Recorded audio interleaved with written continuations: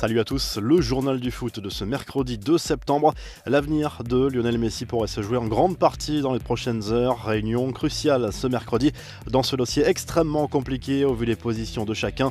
Jorge Messi, le père et agent de la star du Barça, a pris un vol direct pour Barcelone afin de rencontrer le président Josep Bartomeu dans le but de discuter d'un éventuel départ de son fils. Il a été accueilli par des dizaines de journalistes à l'affût d'une déclaration, mais ce dernier n'a lâché que quelques mots avant de se faufiler dans un véhicule. Je ne sais rien les gars, a déclaré Jorge Messi à sa descente de l'avion. Messi qui souhaite être libéré de sa dernière année de contrat. C'est hors de question pour la direction du Barça qui semble persuadée de pouvoir trouver un accord pour une éventuelle prolongation de contrat jusqu'en 2022. Le club est vraiment confiant si l'on en croit la campagne de promotion pour la vente des nouveaux maillots du Barça version 2020-2021 puisque Lionel Messi est largement mis en avant. Manchester City reste évidemment très attentif aux dernières infos en provenance de Catalogne. De son côté, l'Inter Milan renonce à recruter la star argentine et cela n'a même jamais été envisagé selon le directeur sportif Nerazzurri qui est sorti du silence mardi soir. Les autres infos et rumeurs du mercato, des transferts officiels tout d'abord. Le FC Séville a annoncé avoir conclu un accord pour le retour d'Ivan Rakitic contre environ 10 millions d'euros. C'est un retour aux sources pour l'international croate après 6 années passées en Catalogne. Pendant ce temps, le LOSC continue de remplir ses caisses. Le défenseur central brésilien Gabriel a quitté Lille pour s'engager avec Arsenal contre un chèque de 30 millions d'euros. Christophe Galtier attend maintenant d'autres renforts. La confidence surprenante de Jeffrey Adélaïde, le milieu de terrain de l'OL, a profité d'un rassemblement avec les espoirs pour exprimer son mal-être. Il vit très mal son statut de remplaçant de luxe à Lyon et envisage très clairement un départ. Direction à l'Angleterre où selon plusieurs médias, Tottenham serait ouvert à la discussion pour un transfert de son milieu de terrain Tanguy Ndombele.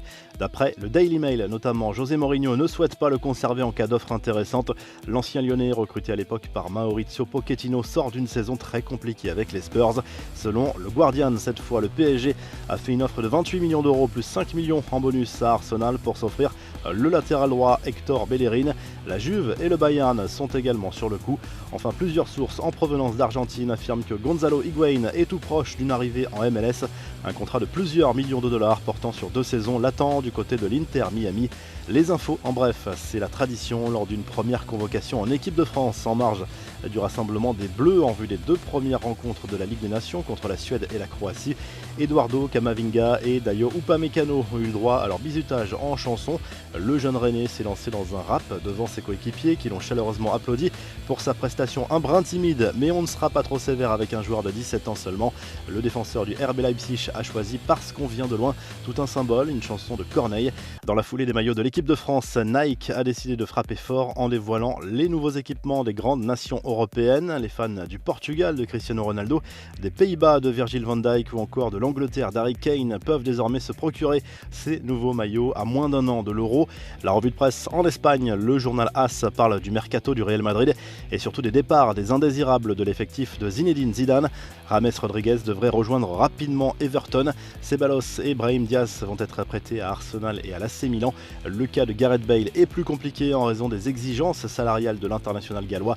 Le quotidien Sport évoque de son côté le mercato du Barça. Le club Blaugrana attend un signe de l'Inter pour le potentiel transfert de Lautaro Martinez.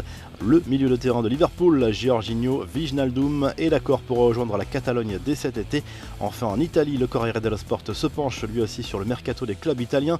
Luis Suarez se rapproche de la Juve. L'Uruguayen négocie avec le Barça pour quitter gratuitement la Catalogne à un an de la fin de son contrat. Les possibles arrivées de Brahim Diaz et Arturo Vidal à l'AC Milan et à l'Inter sont également décortiquées par le quotidien sportif. Vous retrouvez l'actu foot sur topmercato.com, l'appli Top Mercato et à très vite pour un nouveau journal du foot.